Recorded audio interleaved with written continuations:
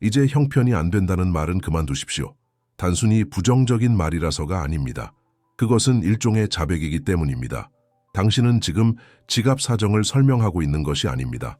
당신이 누구인지를 세상에 공표하고 있는 것입니다. 그리고 돈은 그렇게 선언된 당신의 정체성에 반응할 뿐입니다. 대부분의 사람들은 가난이 텅 빈 통장이나 연체된 고지서처럼 요란하게 다가올 거라 생각하지만 실상은 그렇지 않습니다. 가난은 훨씬 더 은밀하게 아주 사교적이고 평범한 얼굴을 하고 속삭이듯 다가옵니다. 너무나 일상적이어서 아무도 의심조차 하지 않는 문장을 통해서 말이죠. 형편이 안 돼. 이 말은 참으로 책임감 있게 들립니다. 성숙해 보이고 심지어 현명해 보이기까지 합니다. 하지만 이 문장은 당신의 상황을 묘사하는 게 아닙니다. 이것은 당신의 정체성에 대한 조용한 자백입니다. 돈에 관한 이야기가 아닙니다. 산과 풍요 그리고 가능성 앞에서 말하는 이가 자신을 어떤 존재로 여기고 있는지에 대한 이야기입니다. 비극적인 것은 이 말이 사회적으로 용인되고 너도 나도 쓰다 보니 너무나 무해하게 느껴진다는 점입니다. 바로 그 점 때문에 이 말은 두려움보다 훨씬 더 강력하게 사람들을 결핍 속에 가둡니다. 네빌 고다드의 가르침이 현대인들에게 불편하게 다가오는 지점이 바로 여기입니다. 네빌은 단호했습니다. 내면의 대화는 결코 중립적일 수 없다고 말이죠. 당신이 습관적으로 내뱉는 모든 말은 소리내어 말하든 속으로 삼키든 당신의 현재 상태에 대한 자백입니다. 당신은 언제나 자신이 어떤 존재인지 선언하고 있습니다. 누군가 형편이 안 돼서 못 사겠어라고 말할 때 그는 단순히 일시적인 선택을 설명하는 게 아닙니다. 의식 안에서 자신의 위치를 공표하고 있는 것입니다. 자신을 풍요가 자연스럽게 흐르지 않는 사람이라고 규정하는 것입니다. 그리고 의식은 한번 규정되면 논쟁하지 않습니다. 그저 받아들이고 구조화하며 현실로 확증할 뿐입니다. 흔한 믿음과 달리 돈은 당신의 예의 바름이나 노력, 심지어 당신의 절박함에도 반응하지 않습니다. 돈은 정체성에 반응합니다. 돈은 자신이 없음을 설명하는 사람이 아니라 이미 있음을 가정하는 사람에게로 움직입니다. 네빌은 종종 지적했습니다.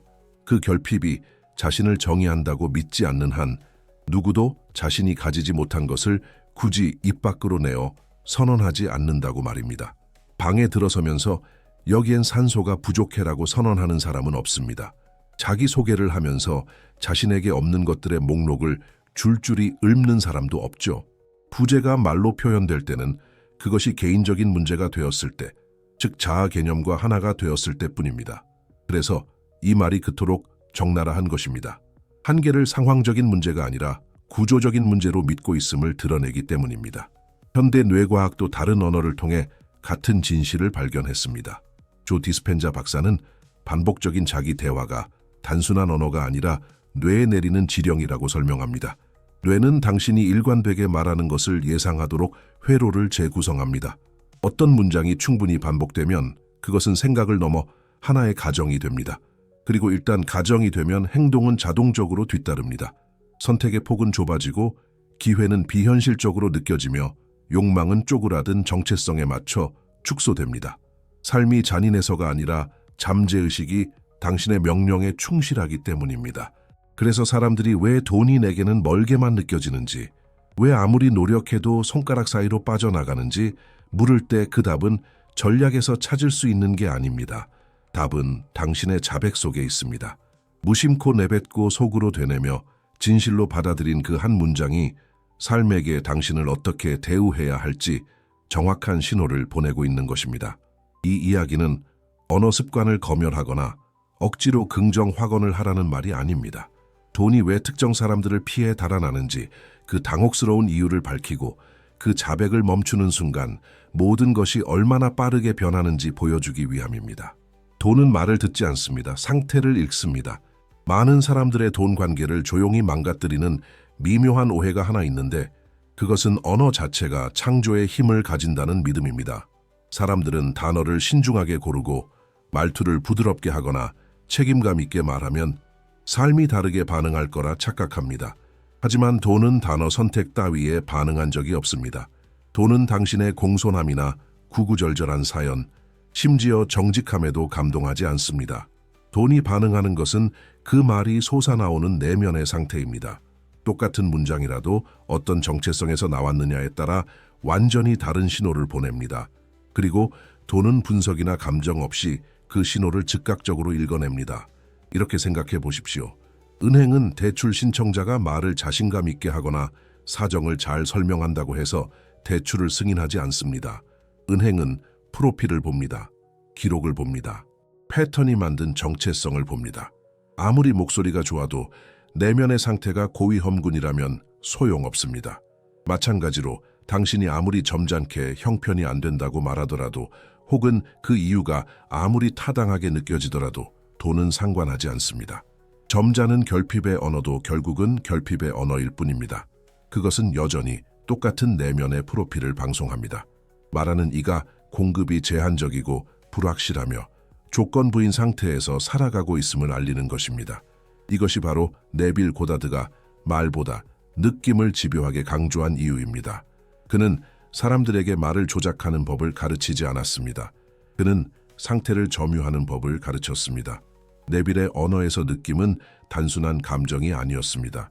그것은 어떤 소망이 이미 이루어진 것이 나에게 자연스럽다는 내면의 감각이었습니다. 그 상태가 가정되면 언어는 노력 없이도 저절로 바뀝니다. 하지만 상태가 가정되지 않으면 아무리 말을 세련되게 포장해도 그 본질을 감출 수 없습니다. 잠재의식과 삶은 당신의 매너에 속지 않습니다. 사람들이 이를 받아들이기 힘들어하는 이유는 이 진실이 외부 세상 탓을 멈추게 하고 그 책임을 오롯이 자신의 정체성으로 돌려놓기 때문입니다. 만약 돈이 말에만 반응한다면 문장 몇 개만 바꿔서 결과를 얻을 수 있을 겁니다. 하지만 돈이 상태에 반응한다는 사실을 알게 되면 우리는 훨씬 더 불편한 질문과 마주해야 합니다. 지금 말하고 있는 나는 누구인가? 이 문장들은 의식의 어떤 위치에서 나오고 있는가? 문장이 가난을 만드는 게 아닙니다. 상태가 가난을 만듭니다. 문장은 단지 그 상태를 드러낼 뿐입니다. 그래서 어떤 말들은 무심코 던져졌을 때조차 그 사람의 실체를 즉각적으로 폭로합니다. 마치 재정적 지문처럼 말이죠. 그 사람이 풍요를 향해 있는지, 방어를 향해 있는지, 가정을 하고 있는지, 변명을 하고 있는지 적나라하게 보여줍니다. 돈이 말이 내용이 아니라 말하는 사람에게 반응한다는 것을 이해하고 나면 불편한 깨달음이 찾아옵니다. 어떤 문장들은 상황 설명이 아니라 선언이라는 사실입니다. 그리고 돈은 정체성의 선언에 아주 귀를 잘 기울입니다. 언뜻 보기에 그 문장은 무해하고 심지어 합리적으로 보입니다. 현실적인 발언 같고 한계를 인정하는 성숙한 태도 같으며 현실 감각을 잃지 않으려는 노력처럼 보입니다. 하지만 그 이성적인 말투 아래에는 훨씬 더 결정적인 무언가가 숨어 있습니다. 형편이 안 된다는 말은 숫자에 대한 보고가 아닙니다. 자에 대한 선언입니다. 그 말은 순간을 묘사하는 게 아니라 위치를 규정합니다. 그리고 입 밖으로 나오는 순간 잠재의식에게 당신이 돈과 어떤 관계를 맺고 있는지 은밀하게 정보를 제공합니다. 상상해 보십시오. 당신이 옷에 이름표가 붙어있는 줄도 모르고 거리를 활보하고 있다고 말입니다. 너무 오래 붙어 있어서 당신은 잊어버렸지만 만나는 모든 사람들은 그 이름표를 보고 즉시 반응합니다. 이 문장이 내면에서 하는 일이 바로 그것입니다. 이 말은 화제에게 꼬리표를 붙입니다. 결핍이 일시적인 게 아니라 당연한 사람이라는 꼬리표 말입니다. 상황적인 게 아니라 구조적인 문제라고 말이죠. 잠재의식은 뉘앙스를 듣지 못합니다. 문맥도 파악하지 못합니다. 오직 정체성만을 듣습니다. 어떤 문장이 충분히 반복되면 그것은 선택의 문제가 아니라 자아에 대한 영구적인 설명으로 받아들여지기 시작합니다. 이 문장이 그토록 강력한 이유가 여기에 있습니다. 이 말은 지금은 사지 않기로 선택했어라고 말하지 않습니다. 나는 그럴 능력이 없는 사람이야 라고 말합니다. 시간과 가능성을 붕괴시켜 고정된 정체성 안에 가둬버립니다. 논리가 아닌 가정을 통해 작동하는 잠재의식은 그 정체성을 의심 없이 받아들입니다. 그리고 그에 맞춰 인식을 재구성합니다. 그 정체성과 모순되는 기회들은 비현실적으로 느껴집니다. 그 수준을 넘어서는 욕망은 무책임하게 느껴집니다. 행동은 그 꼬리표와 일치하기 위해 조용히 스스로를 변형시킵니다. 네빌 고다드는 모든 가정이 도전받지 않는 한 사실로 굳어진다고 분명히 말했습니다. 세상이 완고해서가 아니라 의식이 충직하기 때문입니다. 일단 정체성이 가정되면 삶은 그것을 확증하는 방향으로 배열됩니다. 스스로를 망치기로 의식적으로 결심하는 사람은 없습니다. 그저 자신이 자백한 상태에 자연스럽게 느껴지는 방식으로 행동하기 시작할 뿐입니다. 선택지는 좁아지고 위험은 위협적으로 느껴지며 확장은 낯설게 다가옵니다. 이렇게 아무도 눈치채지 못하는 사이에 한 문장이 운명이 됩니다. 말은 사소하게 느껴지지만 그 자백의 무게는 엄청납니다. 일단 정체성이 가정되면 행동은 힘들이지 않고 조용히 그리고 일관되게 그 주의를 재편성하여 세상이 당신이 선언한 바로 그 내용을 계속해서 비춰주도록 만듭니다. 결핍의 언어는 부재가 아니라 밀어냄을 창조합니다. 대부분의 사람들이 상실이라고 해석하는 것은 사실 상실이 아닙니다. 돈이 당신의 삶에서 사라지는 게 아니라 당신이 머물고 있는 상태를 피해 다니는 것입니다. 이 차이는 매우 중요합니다. 부재는 처벌이나 실패를 암시하지만 회피는 불일치를 암시하기 때문입니다. 돈은 의식과 논쟁하지 않습니다. 당신을 설득하거나 교정하거나 구하려 들지 않습니다. 그저 코드가 맞는 곳에서 순환할 뿐입니다. 내면의 공기가 변명과 자기 합리화 그리고 궁핍함으로 무겁게 가라앉아 있을 때 순환은 조용히 멈춥니다. 단순히 존재하는 것만으로도 불편해 보이는 사람을 만났을 때 사람들이 본능적으로 어떻게 반응하는지 생각해 보십시오. 잠시 힘든 사람이 아니라 존재 자체가 늘 죄송하고 위축된 사람 말입니다. 기회는 주저하고 초대장은 줄어들며 에너지는 철수합니다. 잔인해서가 아니라 불편해서입니다. 마찬가지로 돈은 불충분을 선언하는 상태를 피합니다. 결핍의 언어가 돈을 밀어내는 것은 돈이 모욕감을 느껴서가 아닙니다. 그 뒤에 숨은 상태가 수축되어 있기 때문입니다. 그 상태는 긴장과 두려움 그리고 쪼그라들음을 발산합니다. 순환은 그런 곳에서 번성할 수 없습니다. 궁핍한 의식은 미묘하면서도 파괴적인 일을 벌입니다. 간극을 지나치게 강조함으로써 흐름을 차단해 버립니다. 주의력은 이미 가진 것이 아니라 없는 것에 껌딱지처럼 들러붙습니다. 욕망은 긴장되고 기대는 불안으로 바뀝니다. 그리고 아무리 잘 감추려 해도 불안은 불안정함을 전달합니다. 모든 움직임이 그러하듯 돈은 안정성을 향해 움직입니다. 돈은 자신의 부재를 설명하는 사람이 아니라 존재를 가정하는 상태를 찾습니다. 네빌 고다드가 상태는 그와 유사한 것을 끌어당긴다고 강조한 이유가 이것입니다. 풍요로운 상태는 풍요롭게 느껴지는 기회와 아이디어와 길을 끌어당깁니다. 결핍의 상태는 한계를 확인시켜줄 상황들을 끌어당깁니다. 우주가 당신을 시험해서가 아니라 의식이 스스로를 거울처럼 비추고 있기 때문입니다. 불운처럼 느껴지는 것이 실은 완벽한 대응인 경우가 많습니다. 내면의 자세와 외부의 패턴이 정확히 일치하는 것입니다. 이것을 이해하고 나면 돈을 얻으려고 애쓰는 싸움이 방향을 잘못 잡았다는 것이 보이기 시작합니다. 문제는 돈이 없어진 게 아니었습니다. 당신이 돈이 편안하게 머물 수 없는 상태에 살고 있었다는 것이 문제였습니다. 그리고 그 상태가 노력이 아닌 가정을 통해 이동할 때 밀어내면 사라집니다. 돈은 피하기를 멈춥니다. 순환이 재개됩니다. 억지로 무언가를 해서가 아니라 일치성이 회복되었기 때문입니다. 이 내용이 당신이 돈을 대하는 방식을 바꾸고 있다면 구독해 주십시오. 생존의 문제가 해결된 돈 주변에는 눈에 띄는 고요함이 있습니다. 안정된 공급의 감각 속에서 사는 사람들은 자신의 재정적 현실을 세상에 중개하지 않으며 매 순간 형편이 되는지를 따져가며 선택하지 않습니다. 이것은 비밀주의도 아니고 연기도 아닙니다. 단지 돈이 더 이상 의사결정의 중심 기준점이 아니기 때문입니다. 공급이 가정되면 주의력은 다른 곳으로 이동합니다. 끊임없이 통장 잔고를 확인하는 대신 선호와 필요 그리고 타이밍에 따라 삶을 대하게 됩니다. 형편이나 감당이라는 말은 긴장의 언어입니다. 행동하기 전에 돈을 확인하고 상의하고 협상해야 한다는 것을 암시합니다. 부의 의식에 뿌리 내린 사람에게는 그런 긴장이 없습니다. 비용을 전혀 고려하지 않아서가 아니라 비용이 그들을 규정하지 않기 때문입니다. 그것은 하나의 요소일 뿐 정체성이 아닙니다. 덧붙이는 설명이 없다는 것은 많은 것을 시사합니다. 한계를 개인적인 진실로 경험하지 않기에 굳이 한계를 선언할 내적 필요를 느끼지 못하는 것입니다. 식사 메뉴를 고르는 단순한 행위를 다시 생각해 보십시오. 결핍에 사로잡힌 사람에게 그 선택은 내면에서 아주 시끄러운 전쟁입니다. 계산이 돌아가고 합리화가 이어지며 종종 죄책감이 겹칩니다. 마음은 이유를 리허설하고 설명을 준비하며 후회를 예습합니다. 하지만 풍요가 가정된 사람에게 선택은 조용합니다. 감정적인 동요 없이 결정이 내려집니다. 웨이터에게, 동반자에게 혹은 자신의 양심에게 구구절절 설명할 필요를 느끼지 않습니다. 방어할 것이 없기에 서술 대신 침묵이 자리합니다. 아직 결핍 속에서 살아가는 사람들은 이 침묵을 종종 오해합니다. 무심하거나 냉담해 보일 수 있습니다. 하지만 사실 그것은 묵직하게 중심이 잡힌 상태입니다. 위협을 탐색하지 않는 마음을 반영하는 것입니다. 돈이 더 이상 부서지기 쉬운 것으로 인식되지 않을 때 신경계는 이완됩니다. 결정들은 더 이상 두려운 결과를 초래할 것 같은 무게를 지니지 않습니다. 그저 평범한 일상이 됩니다. 그리고 평범함은 강력합니다. 마음에게 평범하게 느껴지는 것이야말로 지속적으로 허용되는 것이기 때문입니다. 부의 상태는 이런 평범함이 특징입니다.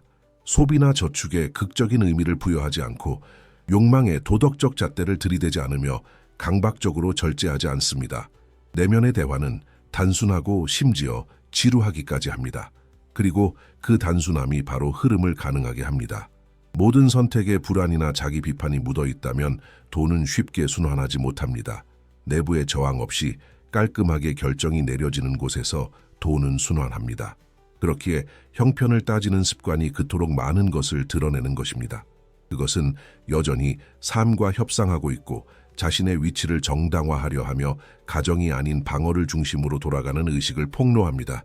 그 선언은 남을 위한 게 아닙니다. 자기 자신을 위한 것입니다.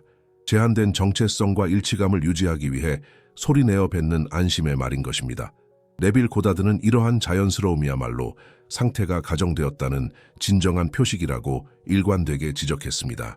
무언가가 가정되면 더 이상 논의되지 않습니다. 말로 강화할 필요가 없어집니다.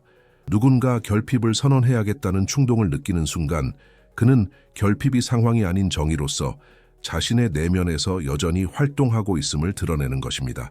그래서 부유한 내면의 대화는 종종 침묵처럼 들립니다.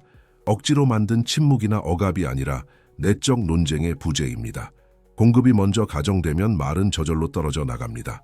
그리고 그 고요함 속에서 돈은 어떤 논쟁도 긴장도 저항할 이유도 찾지 못합니다. 가격에 대해 생각하는 것과 공급으로부터 생각하는 것, 돈에 대해 생각하는 것과 공급의 관점에서 생각하는 것 사이에는 심오한 차이가 있지만 대부분의 사람들은 그 차이를 알아차리지 못합니다. 가격에 대해 생각하는 것은 주의력을 한계와 측정, 그리고 협상에 묶어둡니다. 삶을 조심스럽게 살아남아야 하는 거래의 연속으로 프레임화합니다. 반면 공급으로부터 생각하는 것은 공급이 이미 이루어졌다는 가정에서 출발합니다. 마음은 더 이상 할 수 있을까라는 질문 앞에 서성이지 않고 곧바로 내가 무엇을 선택할까로 이동합니다.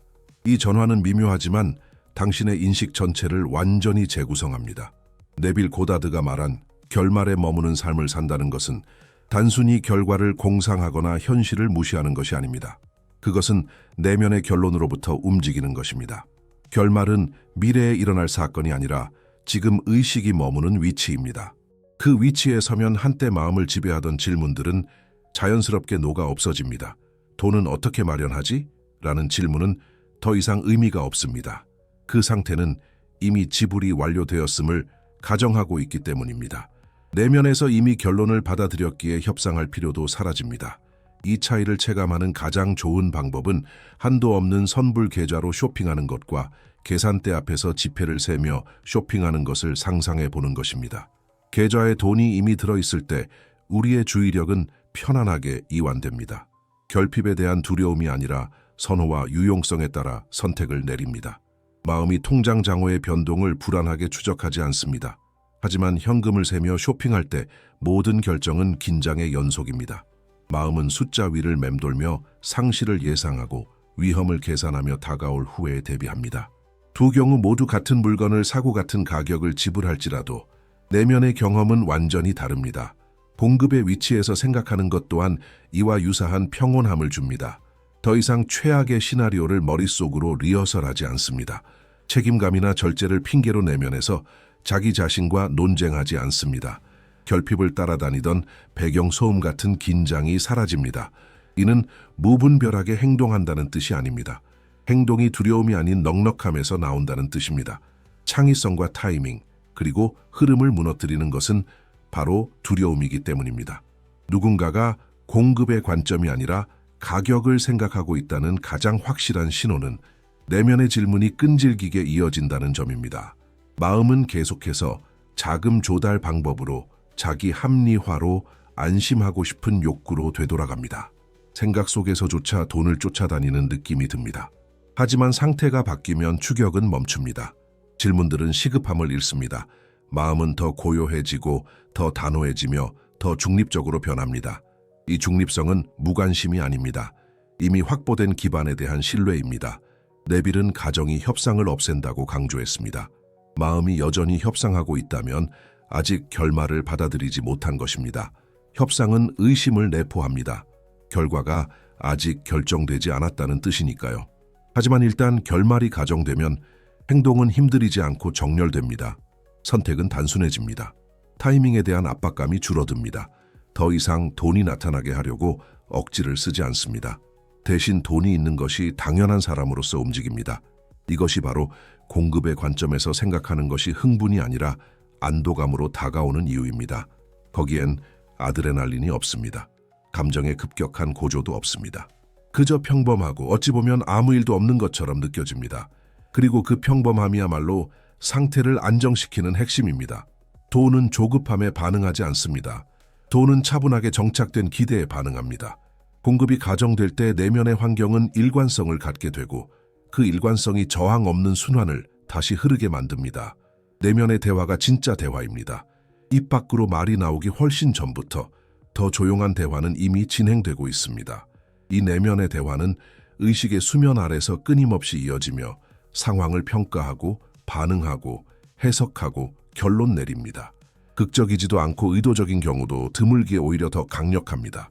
특히 혼자 있는 순간, 감정적으로 가장 솔직해지는 순간에 당신이 속으로 하는 말은 겉으로 외치는 그 어떤 말보다 훨씬 더 큰 창조의 힘을 갖습니다. 겉으로 하는 말은 편집되지만 속말은 편집되지 않기 때문입니다. 이 침묵의 대화는 방 안에 깔린 배경음악과 같습니다. 의식적으로 듣는 사람은 없어도 그것이 방의 분위기를 완전히 결정합니다. 부드럽고 안정된 음악이 흐르는 방은 안전하고 조화롭게 느껴집니다. 불협화음이 가득한 방은 이유를 콕 집어 말할 수 없어도 긴장감이 돕니다. 마찬가지로 내면의 대화는 당신 삶의 정서적, 지각적 톤을 설정합니다. 기회가 어떻게 인식되는지, 위험이 어떻게 평가되는지, 돈이 어떻게 경험되는지를 결정합니다. 외부 세상은 당신이 침착해 보이려 애쓸 때 하는 말이 아니라 아무도 듣지 않을 때 당신이 하는 말에 반응합니다. 그래서 내면의 반응이 그대로라면 겉으로 하는 긍정 확언은 종종 실패하곤 합니다. 낮에는 자신감 넘치는 말을 할지라도 가격표를 볼 때 속으로 흠칫 놀라거나 돈 이야기가 나올 때 가슴이 답답해지거나 왜 그것을 가질 수 없는지 즉각적으로 핑계를 대며 마음속으로 도망친다면 소용없습니다. 이런 반응들은 말이 아니지만 분명한 의사소통입니다. 당신의 진짜 상태를 알리는 신호입니다. 그리고 행동과 기대를 관장하는 잠재의식은 오직 그 신호에만 귀를 기울입니다. 네빌 고다드는 이 내면의 대화를 엄청나게 강조했습니다. 그는 사람들이 자신이 습관적으로 속으로 되뇌는 대화의 결말 속에서 살고 있음을 관찰했습니다.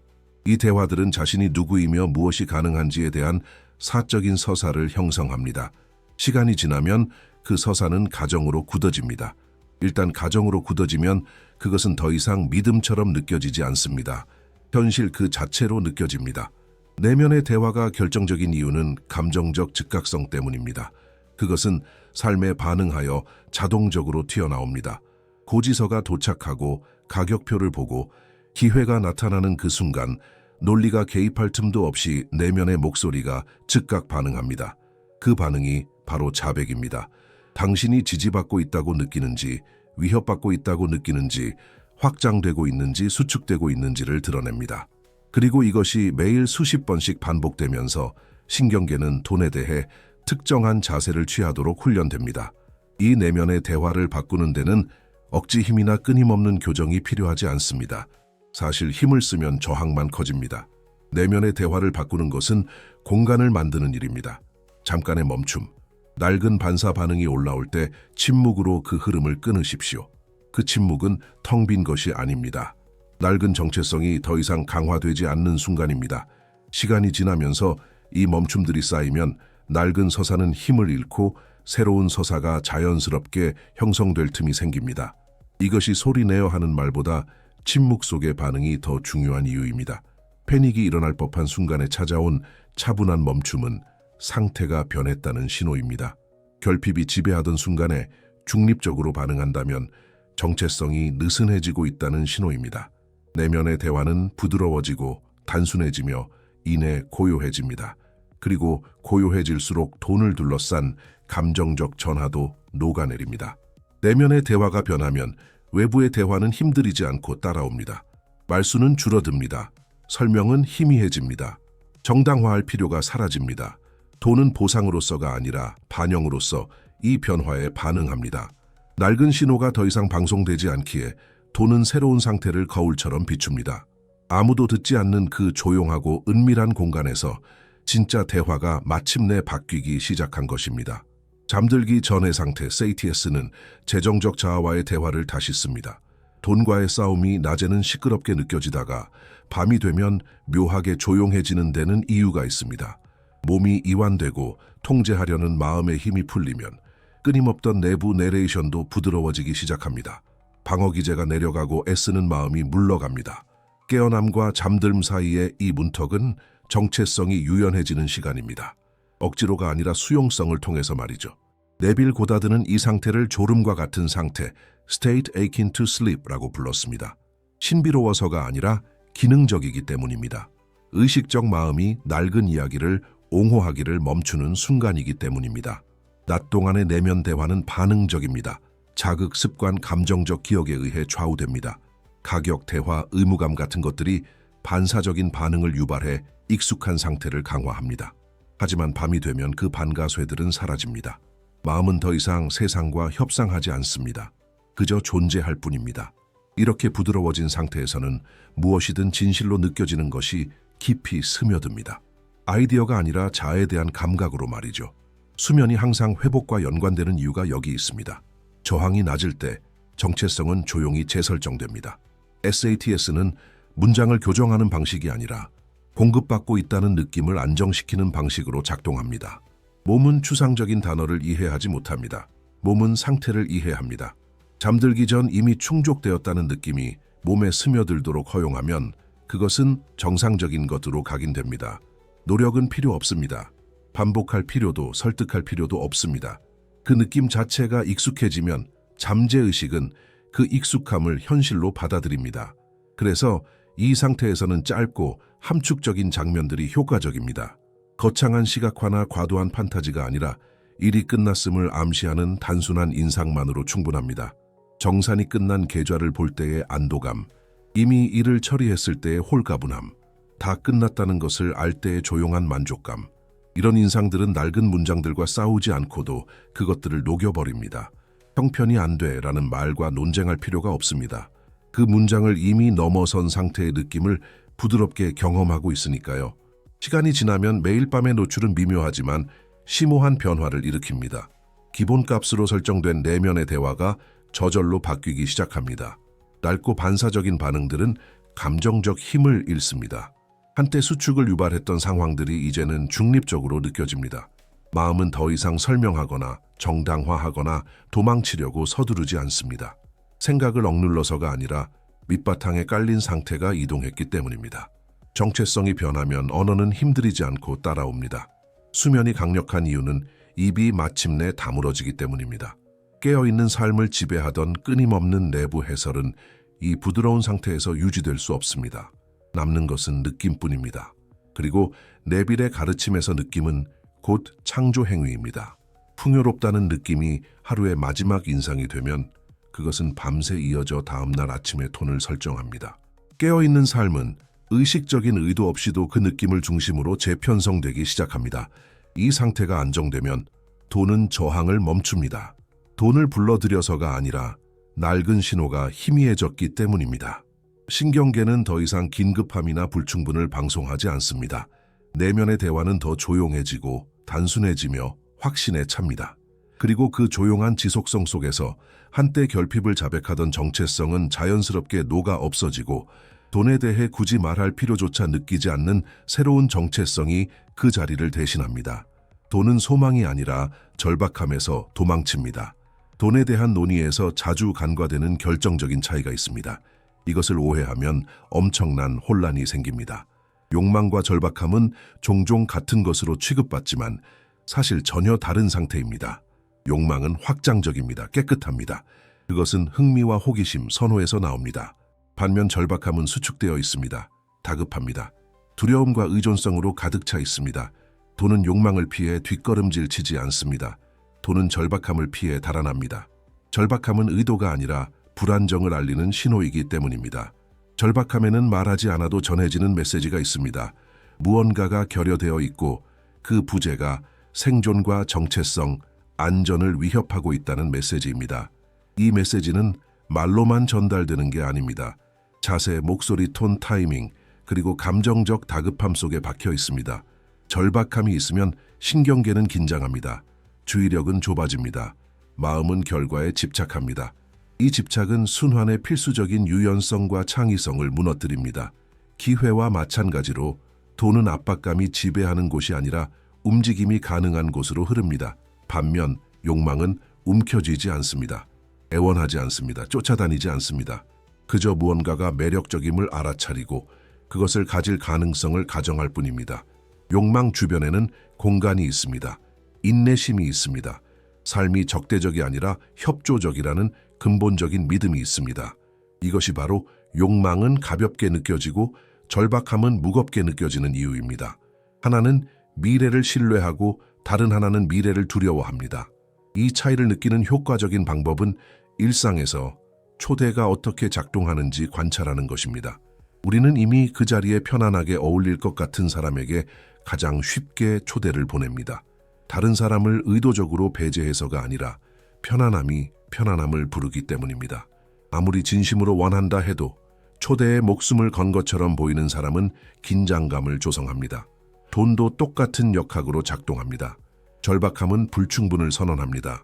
욕망은 가용성을 가정합니다.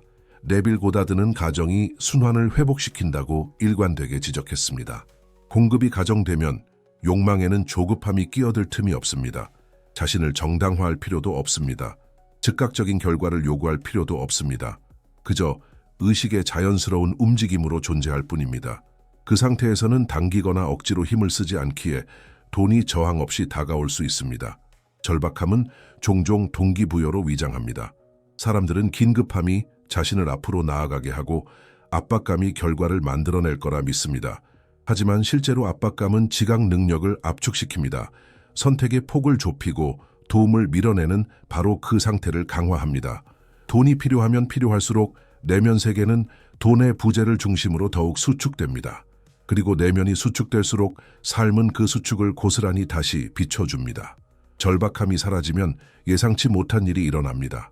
욕망이 사라지는 게 아닙니다. 더 명료해집니다. 더 정확해지고 감정적으로 덜 격해집니다. 쫓거나 기다리는 느낌이 사라집니다. 외부 상황이 변하기 전인데도 내면은 이미 정돈된 느낌을 받습니다. 이 정돈된 상태는 수동적인 게 아닙니다. 수용적인 것입니다. 그리고 수용성이야말로 움직임을 가능하게 합니다.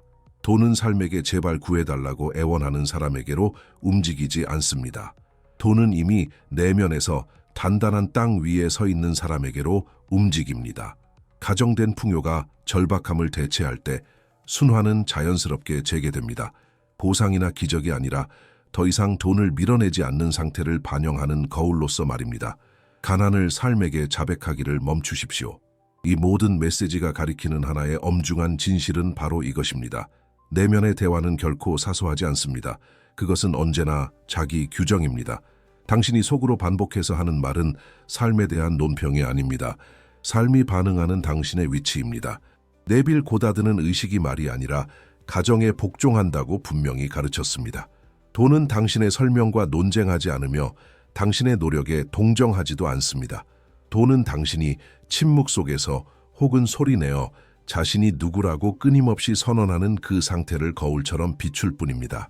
결핍을 말하는 것은 아무리 정중하게 말하더라도 그것을 정체성으로 받아들이는 것입니다. 그리고 일단 받아들이면 행동과 인식, 기회는 그 정체성과 모순되지 않도록 조용히 재편성됩니다.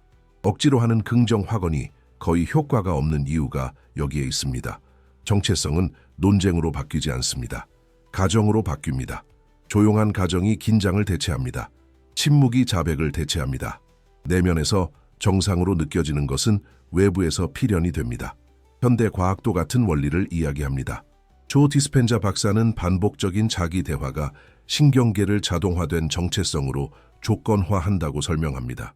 리허설하는 것은 익숙해집니다. 익숙해지는 것은 진실이 됩니다. 시간이 지나면 몸은 의도가 아니라 기대를 바탕으로 살아가게 됩니다.